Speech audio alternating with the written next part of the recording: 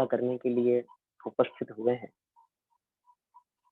जैसा कि आप सभी इस बात से तो भली-भांति परिचित होंगे ही कि जैन दर्शन में मोक्ष मार्ग की 2 साधक दशाएँ मानी गई हैं। एक उत्तम यानी सकल व्रती मुनि दशा, एक अव्रती उद्देश्य व्रती श्रावक दशा। सवस्त्र दशा यानी जो हमारी दशा है, वह प्रथम दशा श्रावक दशा है, जिसे शास्त्रों में सागार भी कहा गया है और भी अनेक नामों से हमें बुलाया गया है।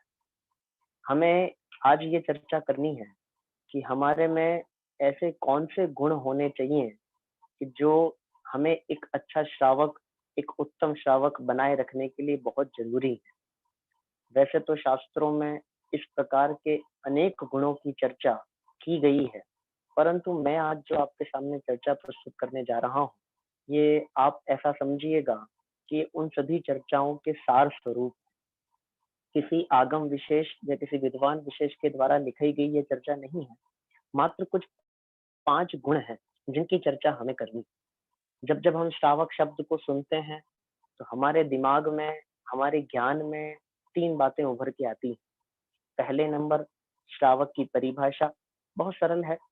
श्र यानी श्रद्धावान, व यानी विवेकवान और क माने क्रियावान, जिसमें 3 गुण पाए जाते हैं। जो श्रद्धावान है, विवेकवान है और क्रियावान है, वह श्रावक कहलाता है। और इसके साथ दूसरी बात हमारे दिमाग में उभर के आती है, श्रावक के अष्टमूल गुण। 5 उदुम्बर फलों का त्याग और 3 मध्य मांस मधु, 3 मकार का त्याग, ये श्रावक के अष्टमूल गुण है।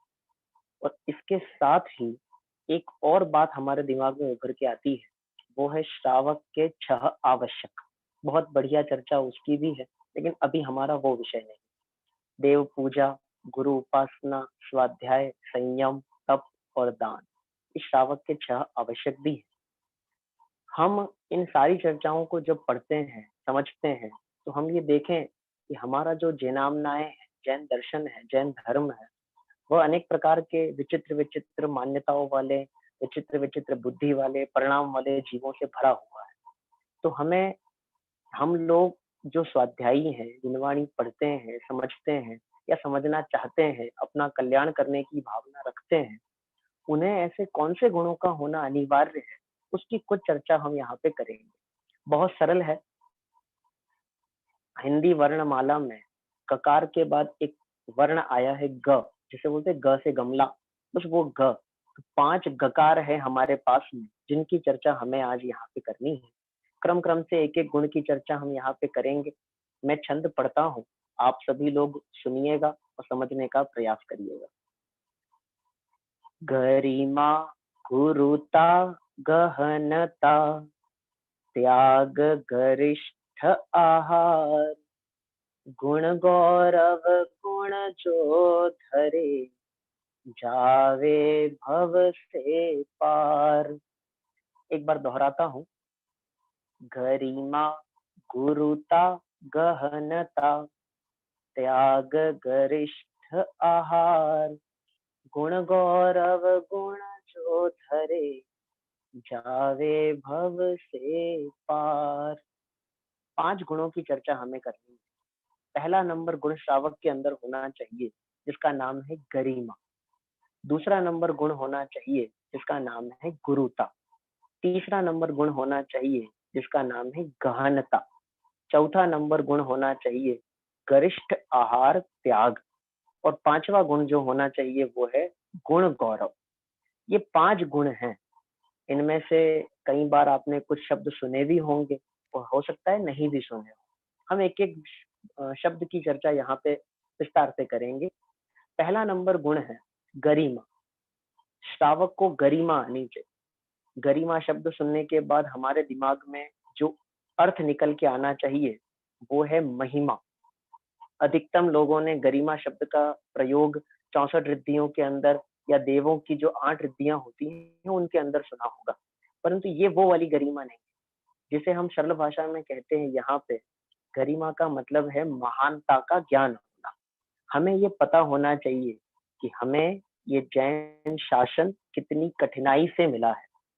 छह ढालाकार पंडित दौलत राम जी ने अपने छह ढाला की पहली ढाल में इस विषय की बड़ी सूक्ष्मता से और बड़ी सुंदर तरीके से चर्चा की। चार गति के दुखों का वर्णन उन्होंने समझाया। तो चार गति के दुखों का वर्णन समझाने का अभिप्राय क्या, प्रयोजन क्या, क्यों समझाना चाहते हैं वो? उन्होंने ये समझाया कि कहाँ तो अनंत काल निगोद में बिताया और उस अनंत काल निगोद में बिताने के बाद त्रस पर्याय की प्राप्ति, उसमें दो इंद्रिय पना, तीन इंद्रिय पना, चार इंद्रिय पना, असंगी पंचेंद्रिय पना, फिर तिर्यंत से निकल के नरक में जावे, नरक से निकल के मनुष्य बने, मनुष्य से निकल के देव बने। लेकिन इन सब कामों को करने के बाद भी वह जीव कहीं सुख की प्राप्ति नहीं कर पाता। अगर हम पूरी पहली ढाल का सार निकाल के पढ़ें, पहली ढाल के अंतिम अंतिम के छंदों में एक पंक्ति आई है, जो विमान वासी हूँ थाए, सम्यक दर्शन बिन दुख पाए। अर्थ एक ही है, किसी भी गति में चले जाओ, अगर आपको सम्यक दर्शन नहीं है तो वह प्रत्येक परिस्थिति, सारे संयोग, सारे उदय हमें कभी सुखरूप नहीं लग सकते। अगर हमें इस पंचम काल में इन विषम परिस्थितियों में जिनवाणी की बात सुनने का, समझने का सौभाग्य मिला है, तो हमें इसकी क्या आनी चाहिए?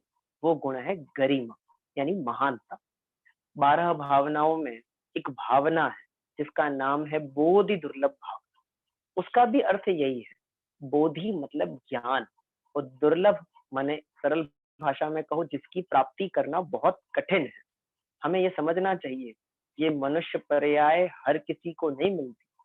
मनुष्य पर्याय कदाचित मिल भी जावे तो ये उस उत्तम कुल, उत्तम देश, सुसंगति, श्रावक कुल, जैन शासन, उत्तम कितनी कितनी गणनाएं हमारे आचार्यों ने, हमारे विद्वानों ने 12 भावनाओं की उस भावना में की है। यदि कोई जीव कदाचित पुण्य के उदय से मनुष्य गति में आ भी जाता है, मनुष्य गति में आ जाने के बाद भी उसे अपंग होना, फिर अपंग होने के साथ साथ किसी प्रकार की गंभीर कोई बीमारी हो जावे, परिवार की अनुकूलता अर्थात परिवार में पैसों की बहुत कमी होवे, संयोग नहीं मिल रहे हैं, साधन नहीं मिल रहे हैं। वर्तमान की जो महामारी अब देख रहे हैं, उसमें हम लोग अपने आस पड़ोस में, अपने समीपवर्ती क्षेत्रों में देखते ही होंगे कि कितनी कितनी कठिनाई के साथ लोग अपना जीवन यापन कर रहे हैं। परंतु हम इतने निश्चिंत हैं, इतने विश्वस्त हैं कि हमें अपनी आजीविका की कोई चिंता करने की आवश्यकता नहीं है।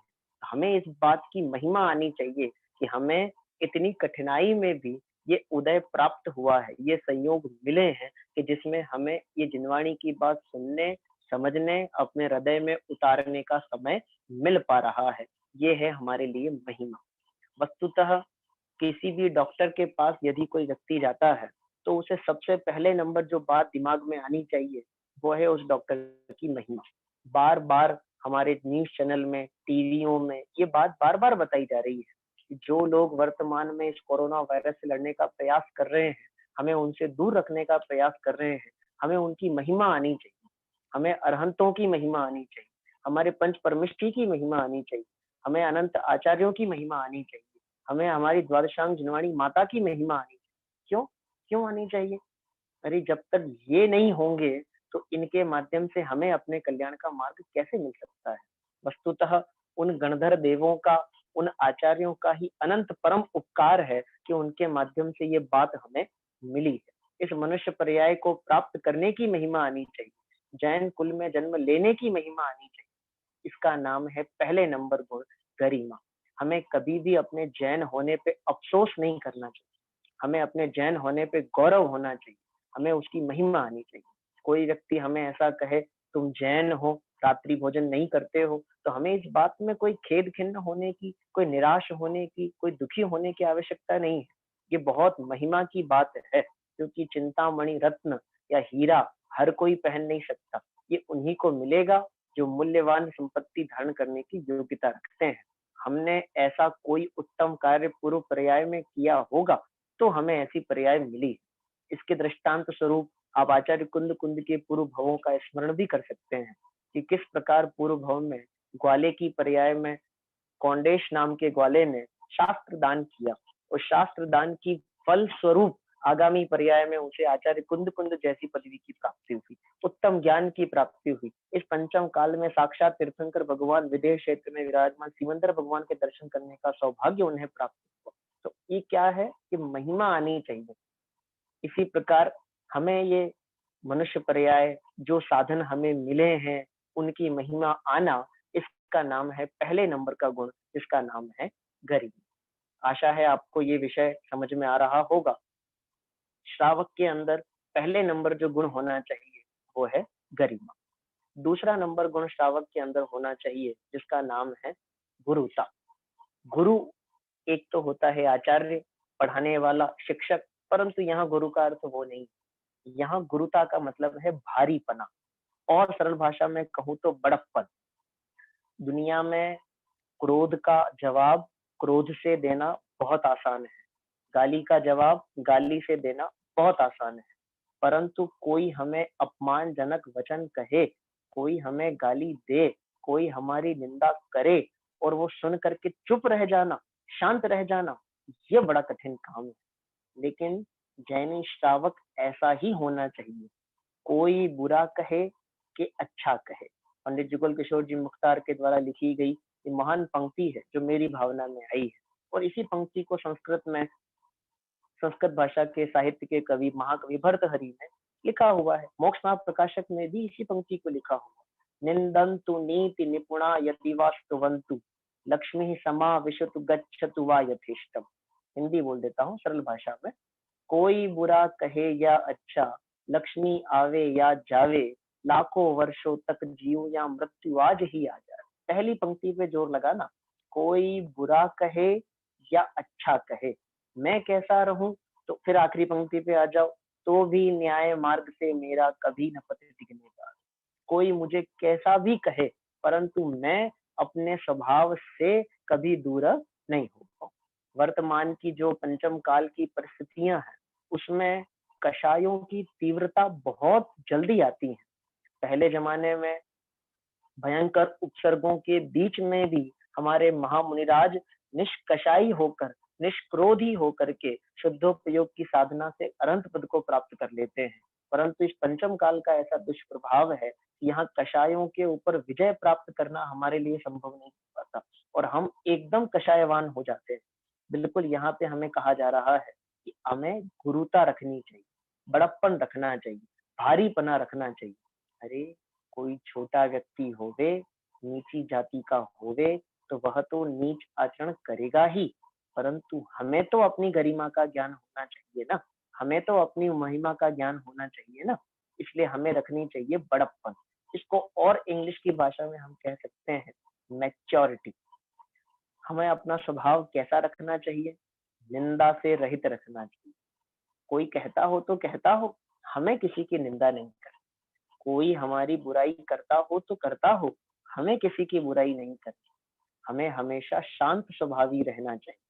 परिस्थितियां चाहे जैसी बने, कदाचित सामग्री हमें कम मिले, कदाचित भोजन के समय पे हमें एक मिठाई कम मिले, परंतु हमें कैसा रखना चाहिए? शांत स्वभाव, समता भाव से रहने वाला होना चाहिए। इसी को और अच्छी भाषा में अपन समझना, और अनेक पक्ष है, इस एक एक गुण के अनेक पक्ष निकल के सामने आते हैं। एक पक्ष में आपके ध्यान में और लेके आता हूँ, भोजन में संयम रखना। हम जब पुराने जमाने में पंगत में खाना खाने बैठते थे, तो कदाचित अभी आज के जमाने में आपको बैठने का मौका मिले और आपके पड़ोस वाले तक आते आते मिठाई खत्म हो जाए, तो आप क्या करें? सरल बात है, हमें गुस्सा आ जाता है, क्रोध आ जाता है कि हमारे आते आते मिठाई खत्म हो गई। उस समय पे हमें याद करना चाहिए हमारे पुराण पुरुषों को, हमें याद करना चाहिए हमारी सतियों, जिनके जीवन में कैसे कैसे पाप के उदय आए, फिर उस उदय के बीच में भी उन्होंने अपने परिणामों को बिगड़ने नहीं दिया, अपने परिणामों को पापमय नहीं होने दिया। फिर जोर लगा कि उदय पाप का हो सकता है, पर तो हमारे हाथ में नहीं है, परंतु हमारे परिणामों का बिगड़ना और सुधरना ये तो हमारे हाथ में है। इसलिए अपने परिणामों की संभाल हमें यथावत करनी चाहिए, और ये वही कर सकता है कि जिसको बड़प्पन है, भारीपना है। पता है आपको, किस परिवार में सास बहू की लड़ाई नहीं होती, किस परिवार में भाई भाई नहीं लड़ाते, किस परिवार में बेटा बाप नहीं लड़ाते, उस परिवार में नहीं लड़ाते कि जिस परिवार के सदस्यों के अंदर गुरुता है, बड़प्पन है, भारीपना है। सास को भारी पेटे वाला होना चाहिए, सास को मजबूत होना चाहिए कि वो अपनी बहू की एक आध बात कह दे तो कह दे। बहू को ऐसा होना चाहिए कि वो अपनी सास की कही गई एक आध बात को सुन ले तो सुन ले। बड़े हैं, उन्होंने कहा तो कहा। अगर इतना सा संयम अपनी वाणी पे, अपने मन पे हम रख लें, तो सदैव हमारे जीवन में कभी कषाय, कभी लड़ाई, झगड़ा, परिवार की शांति, देश की शांति, राष्ट्र की शांति सब यहीं से जुड़ी हुई है। बशर्ते गुरुता आनी चाहिए, बशर्ते हमें बड़प्पन आना चाहिए, हमें इस बात का ज्ञान होना चाहिए कि हम कौन हैं। तो 2 गुणों की चर्चा हमारी अभी पूरी हुई। पहले नंबर गरिमा और दूसरे नंबर है गुरुता यानी बड़प्पन। तीसरा नंबर थोड़ी और कठिन चर्चा है अभी। तीसरा नंबर गुण है गहनता। गहनता का मतलब होता है, बहुत गंभीर भाषा में कह रहा हूँ, गंभीरता से पढ़ना। केवल जिनवाणी को पढ़ना नहीं है, उसे पढ़ करके, सुन करके छोड़ नहीं देना है, उसके बारे में सोचना है, चिंतन करना है, मनन करना है। यदि आप शांति विधान कभी आपने किया हो, तो शांति विधान के अंदर, जिनवाणी के अंदर ये एक पंक्ति वहां पे आई है, सतत शांति की प्राप्ति हेतु मैं स्वाध्याय का नियम करूं। जिनवाणी को अर्घ समर्पित करते हुए ये पंक्ति पंडित साहब ने लिखी है, राजमल जी ने। सतत शांति की प्राप्ति हेतु, यदि मुझे सतत, सतत माने कंटिन्यूअस, निरंतर, हमेशा रहने वाली, कभी समाप्त ना होने वाली, यदि शांति मुझे अपने जीवन में चाहिए, तो मुझे कभी भी जिनवाणी से विमुख नहीं होना है। जिनवाणी का अभ्यास प्रतिदिन हमें करना ही चाहिए। और थोड़ा और आगे आपको बहुत सारी बातें सिखाता हूँ इसी संबंध में। जिनवाणी का अभ्यास कब करना, एक दिन छोड़ के एक दिन, कि रोज, दिन में, कि रात में। जिनवाणी ले करके बैठना अलग है, और जिनवाणी के कहे गए विषय के बारे में सोचना, चिंतन करना, मनन करना वो अलग है। बाल बोध पाठमालाएं आप सबने पढ़ी ही होगी।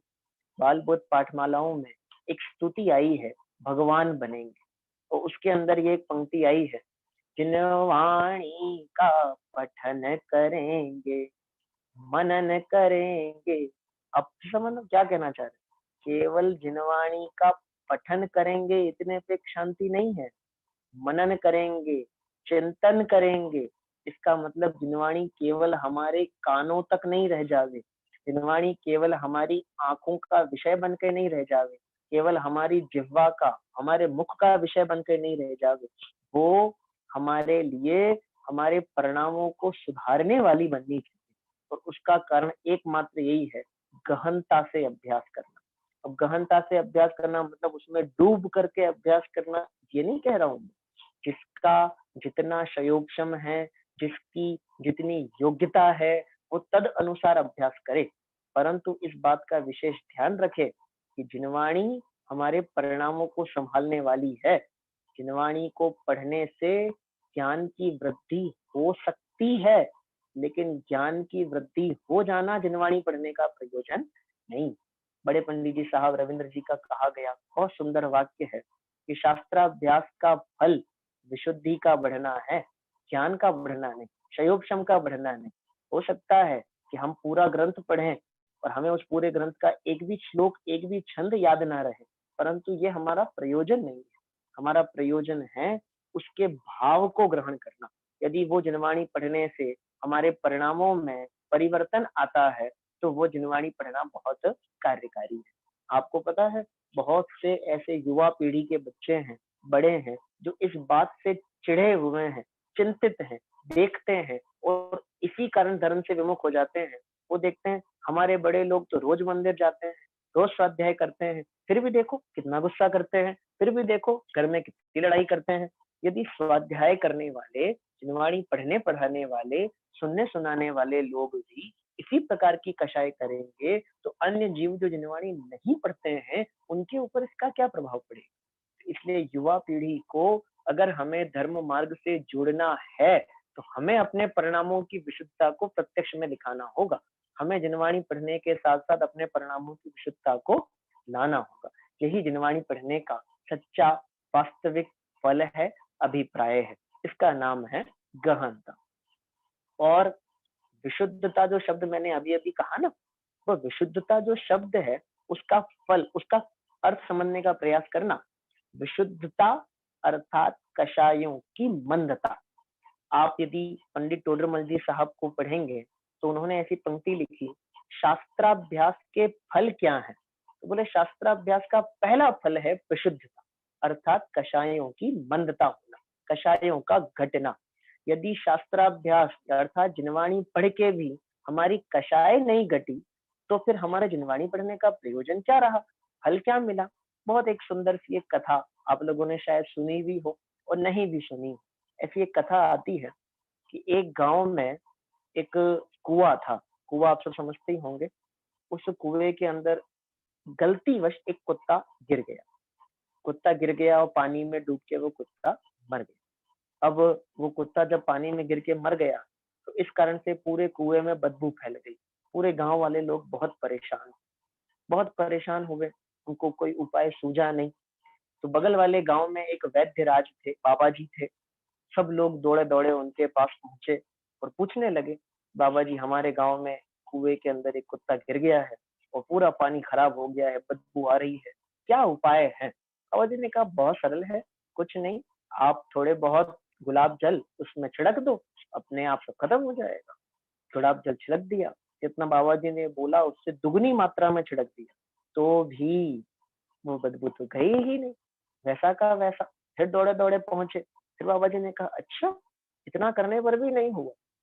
अब ऐसा करो कि चंदन की लकड़ियां लाओ और चंदन की लकड़ियों का बुरादा उस पानी में डालो, उससे हो जाएगा। ऐसे अनेक उपाय किए, परंतु फिर भी वह बदबू तो मिटी ही नहीं। बाबा जी बहुत परेशान, सारे उपाय करने के बाद भी नहीं मिट रहा। बाबा जी ने एक बहुत सरल सा प्रश्न किया। आप लोग उसका उत्तर अपने मन मन में दे ही सकते हैं। क्या प्रश्न किया बाबा जी ने?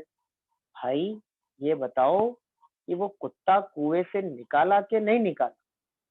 अब इतना कहने में आपको समझ आना चाहिए क्या अभिप्राय है।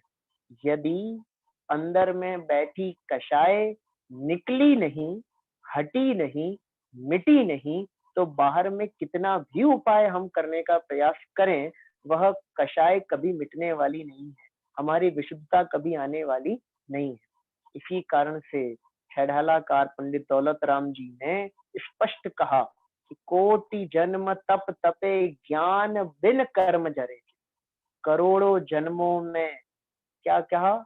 करोड़ों जन्मों में अनंत बार जन्म लेकर के तप करे, परंतु क्या नहीं करे? ज्ञान बिन।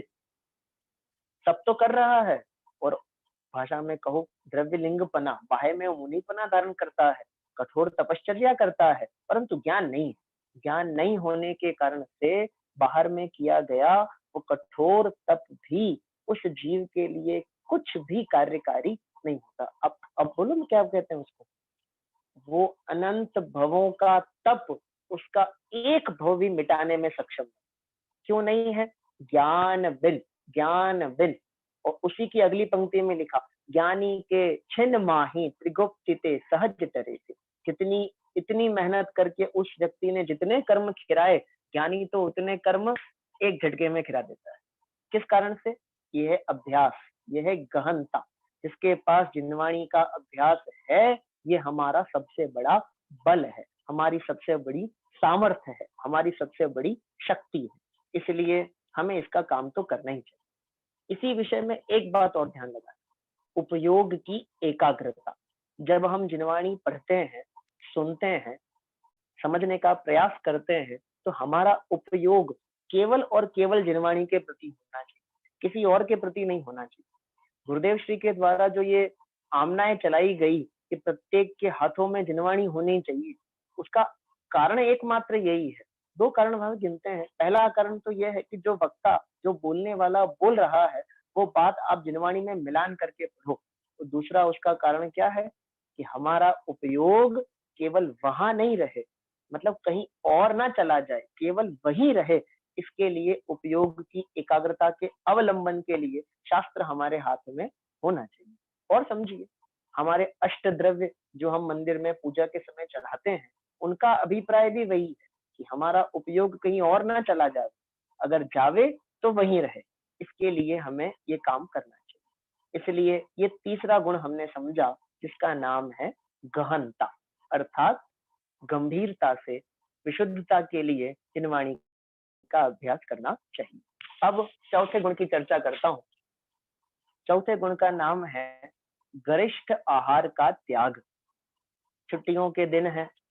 छुट्टियों के दिन में तो आप सभी अपने मनोनुकूल भोजनादि करते ही होंगे, लेकिन हम हमारे राजस्थान में तो ऐसी एक प्रथा है कि रविवार के दिन दाल बाटी बनाई जाती है। अब रविवार के दिन दाल बाटी का क्या प्रयोजन? तो ऐसा कहते हैं कि रविवार का दिन माने छुट्टी का दिन, और दाल बाटी खाने के बाद में जो नींद आती है वो सबसे बढ़िया आती है। इसलिए क्यों आती है सबसे बढ़िया नींद दाल बाटी खाने के बाद में? तो वो कहे दाल बाटी गरिष्ठ आहार है। गरिष्ठ मतलब भारी, ऐसा आहार जिसको लेने के बाद में प्रमाद बढ़े, नींद आवे, उपयोग ना टिके, शरीर आलसी बन जावे, वो आहार है गरिष्ठ आहार। और हमें यानी श्रावकों को ऐसा आहार कदापि करने योग्य नहीं है। क्यों नहीं करना चाहिए? क्या हो जाएगा उससे? अरे, गरिष्ठ आहार करने से हम प्रमादी बन जाते हैं, आलसी बन जाते हैं। अब जो नींद में है वो व्यक्ति देख के कैसे चलेगा? जो नींद में है वो कोई भी सामग्री उठा करना रखना देख करके कैसे करेगा? झाड़ू कैसे निकालेगा? पोछा कैसे लगाएगा? आप खुद ही समझिए। अगर हम गरिष्ठ आहार करते हैं तो हमारी नींद ही नहीं खुल रही, हमारी आंखें ही नहीं खुल रही, हमारा शरीर हमारा काम नहीं कर रहा। इसलिए श्रावक को गरिष्ठ आहार का त्याग करना चाहिए। और ये जब 2-3 घड़ी का सामयिक होता है, तो दोपहर का सामयिक यदि गरिष्ठ आहार करके जीव करने बैठे तो सामयिक में उपयोग कैसे टिके? इसलिए हमें हल्का खाना खाना चाहिए। अब अनेक बातें और समझने का प्रयास करना। नींद आना हमारे प्रमाद और साथ-साथ में हमारी अरुचि का प्रतीक है। जिनको रुचि होती है, उन्हें नींद नहीं आती। गरिष्ठ आहार हमारे रुचि को दूर करने का प्रयास करता है, हमें उससे दूर करता है। इसलिए हमें गरिष्ठ आहार का त्याग करना चाहिए। गरिष्ठ का मतलब भारी आहार, जिसमें ज्यादा तेल हो, ज्यादा घी हो, जिसको खाने के बाद में पेट एकदम भारी भारी सा लगे, और खाने के बाद में तुरंत उसे पचाने की सामग्री भी खाने की आवश्यकता आन पड़े, ऐसे भोजन को कहा जाता है गरिष्ठ आहार। और श्रावक को गरिष्ठ आहार का क्या करना चाहिए? त्याग करना चाहिए। इस प्रकार ये 4 गुणों की चर्चा हमारी हुई। अब 5वां गुण और है। 5वें गुण का नाम है, बहुत सरल है, गुण गौरव। गुण गौरव का मतलब है, आपने यदि तत्वार सूत्र का अभ्यास किया हो और नहीं किया हो तो मैं आपको बताता हूँ। तत्वार सूत्र में जब आचार्य उमा स्वामी ने उच्च गोत्र और नीच गोत्र के बंध के कारण बताए, यानी किन किन काम को करने से जीव ऊंची गति में और नीची गति में जाता है, उच्च गोत्र और नीच गोत्र किससे बनते हैं, तो उन्होंने ऐसा कहा, आत्मनिंदा, प्रशंसा, सत सत गुणोच्छादनो, अर्थात अपनी निंदा, दूसरे की प्रशंसा, सत असत गुणों का उच्छादन, अर्थात जो गुण, बाकी का विषय चलो छोड़ो, मूल बात लेके आता हूँ। आत्मनिंदा और पर प्रशंसा, और इसी को उल्टा कर दो तो पर निंदा, पर की निंदा और आत्म प्रशंसा। जो जीव अपनी महिमा गावे और दूसरे की निंदा करे, उसे नीच गोत्र का बंध होता है। और जो जीव अपनी निंदा करे और दूसरे की प्रशंसा करे, उसे उच्च गोत्र का बंध होता है। ये क्या लॉजिक है? ये लॉजिक नहीं है। हमारे जिनागम में श्रावक के लिए और मुनिराजों के लिए भी प्रतिक्रमण की व्यवस्था की गई। प्रतिक्रमण का दायित्व कहा गया। क्या होता है प्रतिक्रमण के अंदर? प्रतिक्रमण के अंदर हम 3 काल में किए गए हमारे सारे दोषों का प्रायश्चित लेते हैं। आलोचना पाठ आप सभी पढ़ते ही होंगे। हमने जो जो गलतियां करी, हमने जो जो दोष किए, हाय प्रभु आप उनको माफ करना। गलतियां करनी, हमने गलतियां की हैं, आप उन्हें क्षमा करना। आप यदि भावना 32 पढ़ते हो सामायिक पाठ, तो उसके अंदर भी ये पंक्ति आती है कि मैंने यदि क्रोधाधिक कषाय की हो, मोह के आवेश में आकर के पर निंदा, गाली, चुगली जो मैंने कहा हो, हे प्रभु आप सब उसको क्षमा करना। अपनी निंदा हो रही है और दूसरे की प्रशंसा। अब देखिए श्रावक कैसा होता है, कौंडेश नाम का ग्वाला, वो मुनिराज के जैन धर्म को नहीं जानता, जैन शासन को नहीं जानता, वो पढ़ना भी नहीं जानता, लेकिन उन्होंने शास्त्र दान किया तो उसकी बहुत महिमा गाई। तोरमल साहब ने मोक्षा प्रकाशक में चर्चा भी उठाई है कि विष्णु कुमार मुनिराज अपनी मुनि अवस्था त्याग कर श्रावक अवस्था में जाकर 700 मुनिराजों की रक्षा करने का विकल्प करते हैं। इस विकल्प से उनकी प्रशंसा। कोई ग्वाला मुनिराज की रक्षार्थ मुनिराज को वस्त्र ओढ़ा दे, टाट ओढ़ा दे, तो उस ग्वाले की करुणा बुद्धि के कारण से प्रशंसा। लेकिन फिर साथ में जोर लगाया, ऐसा हमें नहीं करना। क्यों नहीं करना भाई? वो उचित नहीं है, मुनिराज के साथ में ऐसा नहीं होना चाहिए, उनको वस्त्राधिक ओढ़ाना उचित नहीं। उसने करुणा बुद्धि से करा है तो उसकी प्रशंसा। ये देखो विवेक कितना है।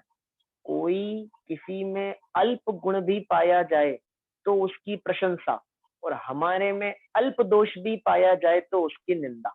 ये है विवेक, ये है समझदारी। क्या होता है हमको पता है इससे?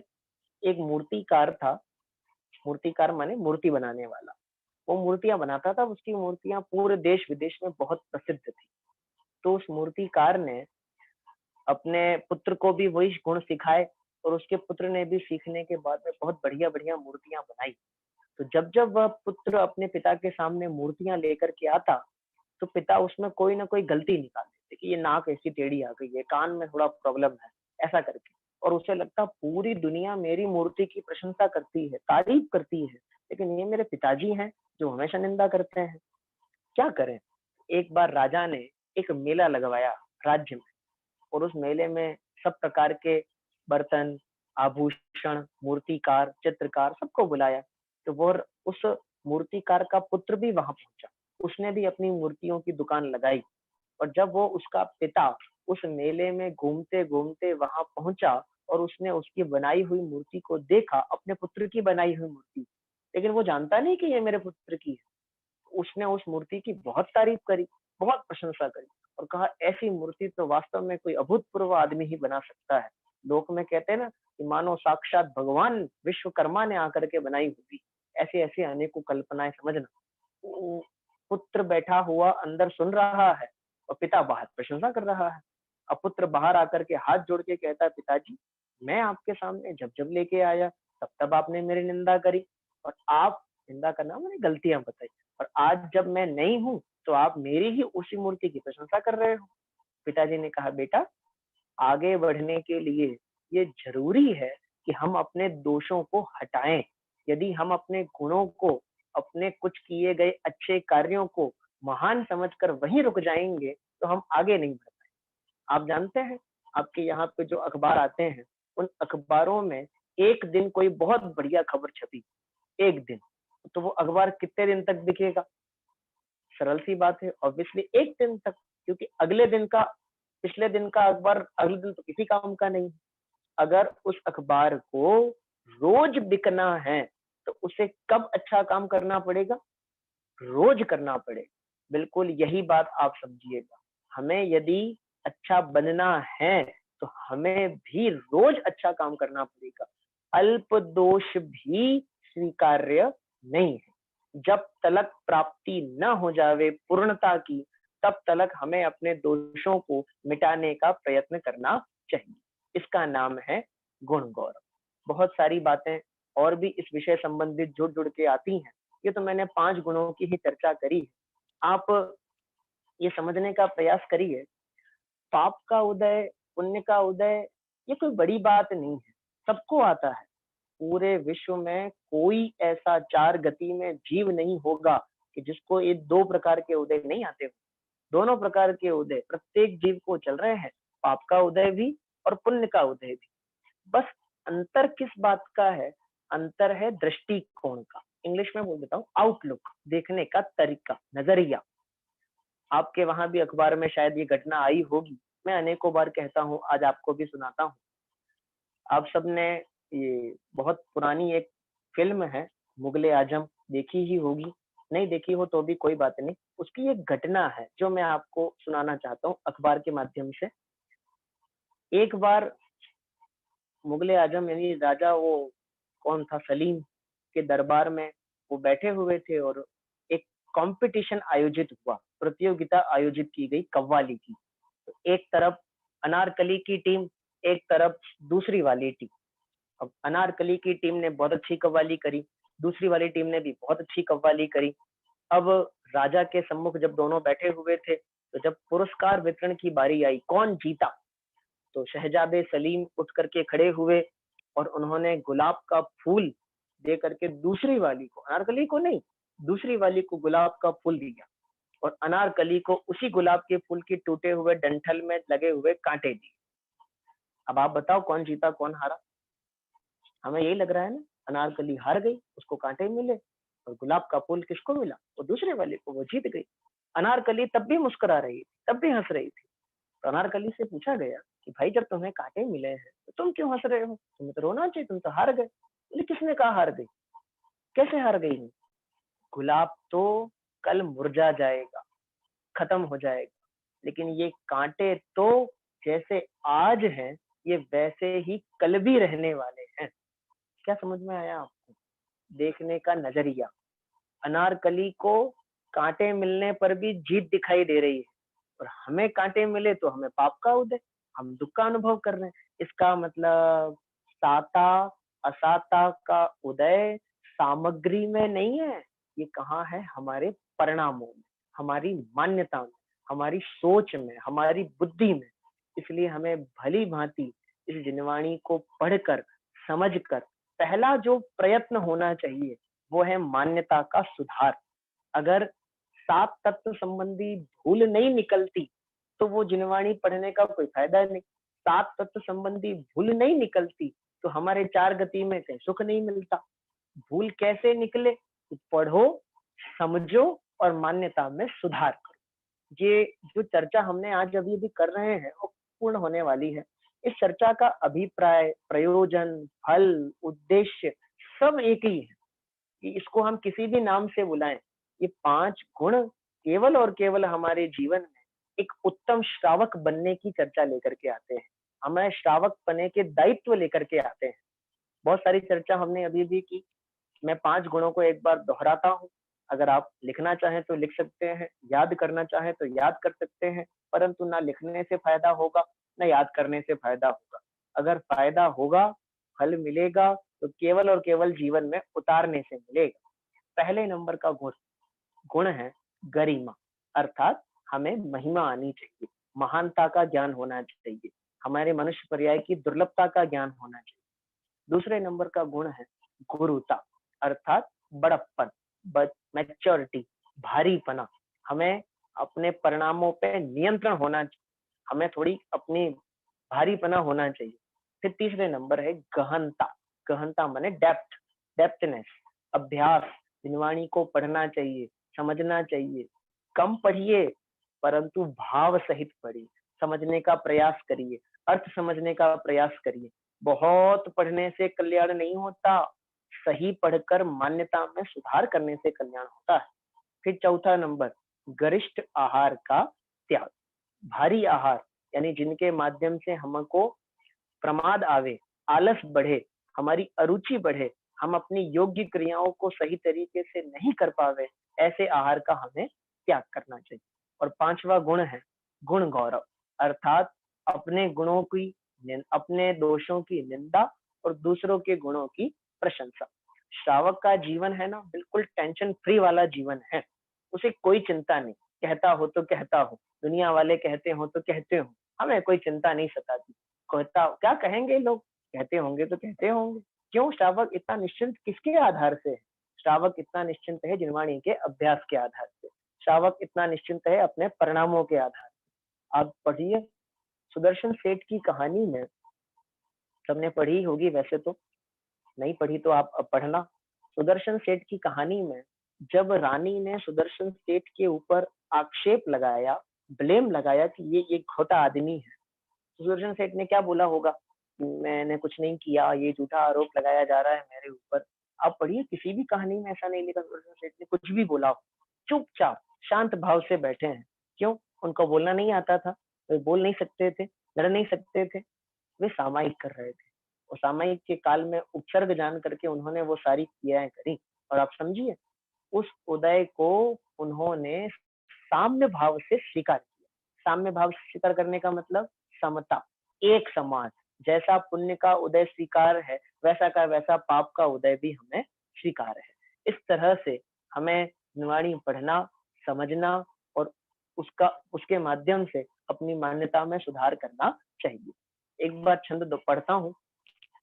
गरिमा गुरुता गहनता त्याग गरिष्ठ आहार गुण गौरव गुण जो धरे जावे भव से पार।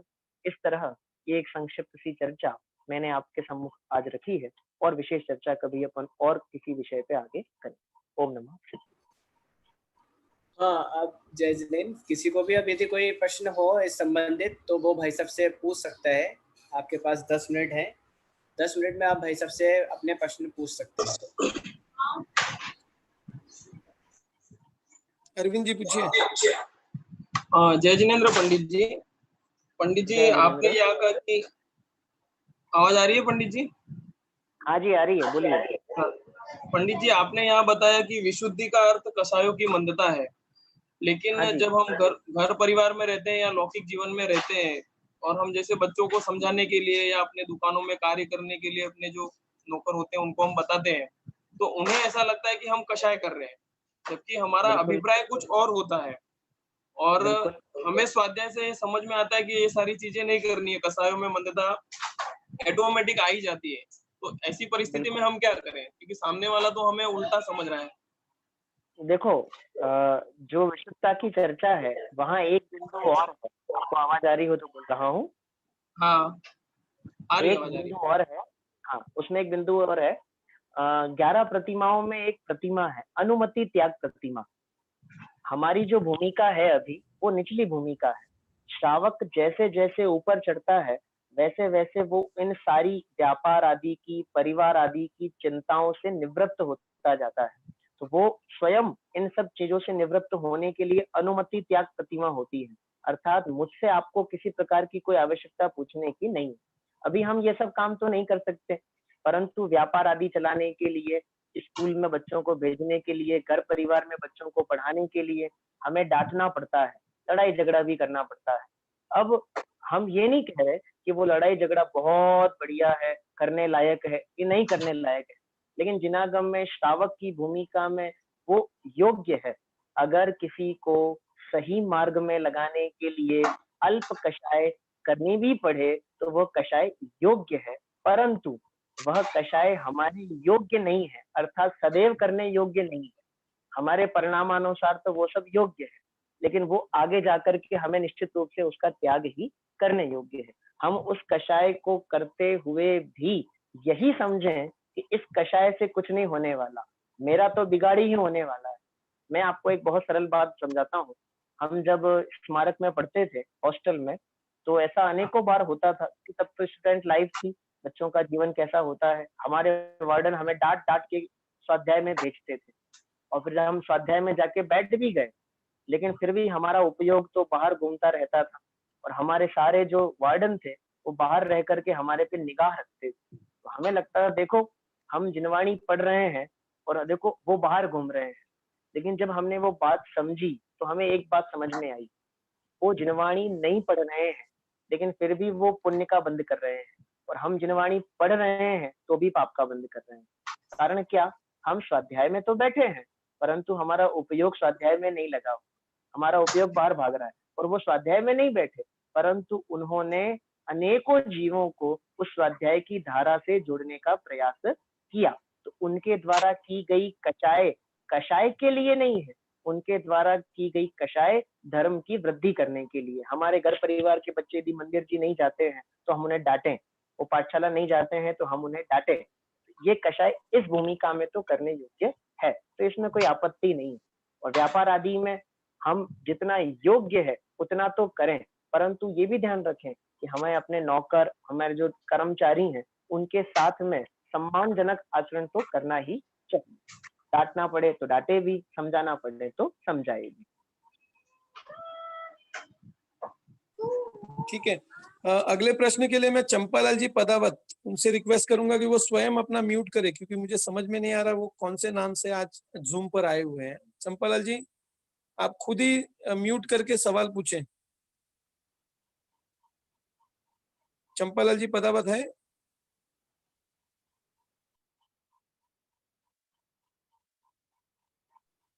ठीक है, अगले प्रश्न के लिए मैं, एक मिनट चंपालाल जी।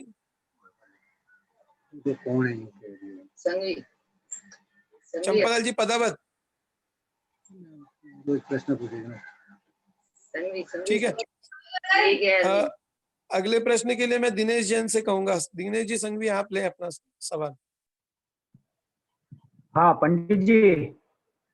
हाँ जी। हाँ, एक्चुअली हमारे यहाँ श्रावकों के लिए बहुत सारी चीजें बताई गई है, जैसे अष्ट मूलगुण है, 6 आवश्यक, 12 व्रत, फिर 11 प्रतिमाएं, फिर आज आपने बिल्कुल। 5 और बताई। तो ये सारी हाँ। चीजें कहाँ तक हम ले सकते हैं? मतलब ये आप सारी ये चीजें क्यों समझ रहे हैं उत्तर श्रावक में आवे कि क्या, कितना तक ले सकते हैं? आप ये क्यों समझ रहे हैं कि हमने आपको बर्डन बढ़ाया है? मैंने शुरू में ही कहा था कि ये इनसे अलग नहीं है कोई विषय, ये विषय इन्हीं के अंदर शामिल है। 12 व्रतों में, 11 प्रतिमाओं में, 8 मूल गुणों में, 6 आवश्यक में, ये सारा विषय सम्मिलित है। और आप ये भी समझें कि श्रावक का पद बहुत प्रकार का होता है। गुणस्थान की अपेक्षा तो 2 प्रकार का है ही, कि चतुर्थ गुणस्थान वर्ती अवर्ती और पंचम गुणस्थान वर्ती व्रती। परंतु पंचम गुणस्थान में भी 11 वेद हैं, इसलिए हमें हमारी भूमिका के अनुसार आचरण करना चाहिए। हम अपने ऊपर बोझा लेकर के नहीं चले, वजनदारी लेकर के नहीं चले और बढ़ा दिए और बढ़ाए कुछ नहीं है। ये सब वही गुण है जो हमारे में होने चाहिए। और फिर कह रहा हूँ, ये गुण है और वे सब जो है वे सब कर्तव्य है। 6 आवश्यक है जो हमें करने हैं, 8 हमारे मूल गुण है जो हमें अपने आचरण में पालन करने चाहिए, और सबके अलग अलग हैं। देव पूजा, गुरु उपासना, स्वाध्याय, संयम, तप और दान, इनमें कहीं भी भोजन संबंधी चर्चा नहीं। और 8 मूल गुण सारे के सारे भोजन संबंधित है। इसलिए आप सबको अलग अलग रीति से समझने का प्रयास करिएगा, तो आपको ऐसा लगेगा नहीं कि और ज्यादा हो गया। सब उतना का उतना ही है, परंतु हमें कितना करना है, जिनसे जितना करने से हमारे परिणामों में सुधार है, उतना हमें करना चाहिए।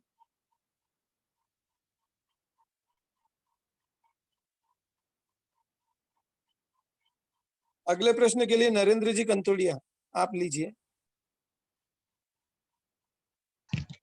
हेलो। हाँ जी। हेलो। हेलो।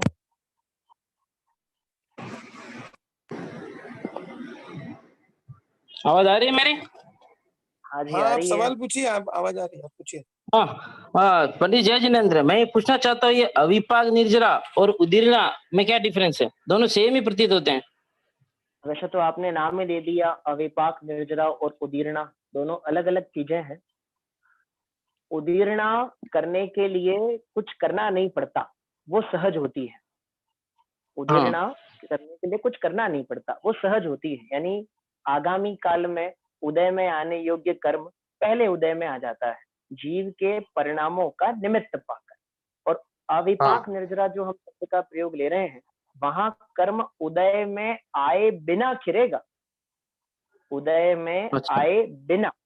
और उदीर्णा के अंदर कर्म उदय में तो आएगा, लेकिन वो उसके समय से पहले। तो दोनों में अंतर पहले नंबर कि एक नंबर अविपाक निर्जरा में कर्म खिरेगा, उदय में नहीं आएगा, और उदीर्णा में कर्म उदय में आता है। दूसरे नंबर, अविपाक निर्जरा ज्ञानी को होती है। क्यों? क्योंकि वो ज्ञानाभ्यास के बल पे आगामी काल में सत्ता में पड़े हुए कर्म को खिराता है। और उदीर्णा सब जीवों को हो सकती है, लेकिन वो कौन से परिणामों से होती है, किसको होगी, कब होगी, कैसी होगी, इसका विषय तो केवल ज्ञानी जानते हैं। किसको होगी वो केवल ज्ञानी जानते हैं, हमारे ज्ञान का विषय नहीं बन पाता। अब प्रकाश जी लीजिए, मैंने अनम्यूट किया है। प्रकाश जी।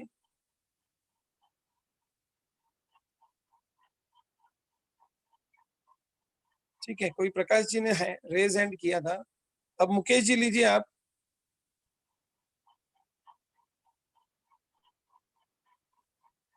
जय जिनेन्द्र पंडित जी। जय जिनेन्द्र। वैसे मेरा प्रश्न थोड़ा सा मुझे ऐसा लगता है कि मुझे समझने के लिए मैंने प्रश्न किया है। जैसे आपने चर्चा की अभी कि वो कोटि जन्म तप खरे, ज्ञानी के तो छिन्मयी हो जाते हैं, और जो कोटि जन्म तप तपते हैं उन अज्ञानी के वो कितने भी कोटि तक वो तप किया करे, उनके तप फिरते नहीं है। तो मैं इस संदर्भ में मुनियों के बारे में, जो वर्तमान में मुनि हैं उनके बारे में मेरा क्वेश्चन है कि हम देखते ही हैं अभी कि कुछ लोग जो बहुत तरह के लोग देखे हैं जो मुनियों के आहार विहार इसमें सब अपना सहयोग करते हैं, और वर्तमान में जो कि केवली भगवान का अभाव है तो उन्हें ही भगवान की तरफ पूछते हैं। और एक तरह के लोग ऐसे हैं जो बिल्कुल मुनियों की तरफ उनका मतलब उदासीन है, वो सिर्फ शास्त्र स्वाध्याय में ही रहते हैं। और ये दोनों जो कॉन्सेप्ट आपने देखे, इसमें किस तरह से हम अपना सामंजस्य बिठाएं, कैसे क्या करें? आपको मेरा पॉइंट समझ में आ गया होगा शायद। हाँ, पॉइंट समझ में आ गया है। ऐसे कुछ विषय हैं कि जिनको सामूहिक में नहीं करना ही उत्तम रहता है। आपने जो विषय पूछा है उसके लिए मैं ये कहना चाहूंगा, जिनवाणी के अभ्यास से बढ़िया कोई समाधान नहीं है। हमें किसी के कहने में आकर के कोई काम करने योग्य नहीं है। हम जिनवाणी पढ़ें, उसमें किस पद का क्या स्वरूप बताया गया है वो पढ़ें, हमारे करने योग्य काम क्या है वो पढ़ें और उसके अनुसार आचरण करें। क्योंकि इस पंचम काल में जिन देव के विरह में यदि कोई साक्षात हमारे लिए कार्यकारी है, उपकारी है, तो वो केवल और केवल कौन है? द्वादशांग जिनवाणी। इसे जिनवाणी का अभ्यास करें, आपको आपके प्रश्न का आंसर बिल्कुल सही तरीके से मिल जाएगा। क्योंकि हम किसी व्यक्ति विशेष को लेकर के ऐसी टिप्पणी करना उचित नहीं है। ठीक है? नहीं, टिप्पणी नहीं, मैं ये मतलब जैसे द्रव्यलिंग अगर नहीं है तो भावलिंग धारण करने के लिए मना किसने किया है? हाँ, अब मैं यही कह रहा हूँ ना आपसे कि द्रव्यलिंग है नहीं है, ये विषय हम क्यों बात करें? ये विषय आप पर्सनल में चर्चा करिएगा, मैं आपसे व्यक्तिगत चर्चा कर लूंगा ये विषय। हाँ, ठीक है, ठीक। हाँ दीपा जी, अब आप लीजिए। जी जी जी, जय जिनेन्द्र। हाँ, आज का प्रवचन बहुत ही सुंदर और अच्छा, मुझे मेरा है ना थोड़ा डिफरेंट टॉपिक पे है। जैसे मैं रोज अष्टद्रव्य से पूजा कर रही हूँ घर पर, तो मुझे ये बताएंगे, जैसे अब मंदिर जी में अपन वो वापस ले जाके रख देते हैं, बट अब तो पॉसिबल नहीं हो रहा है, तो हम उसको फिर घर पर ही वो द्रव्य कर रहे हैं, तो उसको कबूतर और यानी किसी और पक्षी वगैरह को खिला सकते हैं या काम वाली बाई को दे सकते हैं? अब इस संबंध में अभी तक मेरे अध्ययन में भी कुछ ऐसा आया नहीं, क्योंकि ऐसी परिस्थितियां इसके पहले कभी बनी नहीं। वही तो अभी हम डब्बे में भर के रख रहे हैं, पर समझ नहीं पा रही हूँ मैं। हमारे समुदाय में विद्वत परिषद में इस संबंध में चर्चाएं चल रही हैं, और यदि आगम के अनुसार यदि कोई इसका उचित उत्तर आन पड़ेगा तो मैं पहुंचाऊंगा वहां तक, जो आप तक वो सब उत्तर पहुंचेंगे ही। बाकी अभी इस विषय में कुछ कहना संभव नहीं है कि वो उनको खिलाना उचित है या नहीं है, क्योंकि आगम का इस संबंध में अभी तक कोई कथन मिला नहीं, तो इसलिए बिना आगम के अच्छी बात है। अच्छा, कोई कथन करना उचित नहीं है। अच्छी बात है। और एक जन्म में हमेशा आलू को ही नाम लेते हैं। क्या आलू आवाज थोड़ी कट गई आपकी, फिर से बोलिए। आलू क्या आलू? में आवाज नहीं आ रही। जैसे आलू का ही नाम लेते दोष ऐसा कहते हैं ना।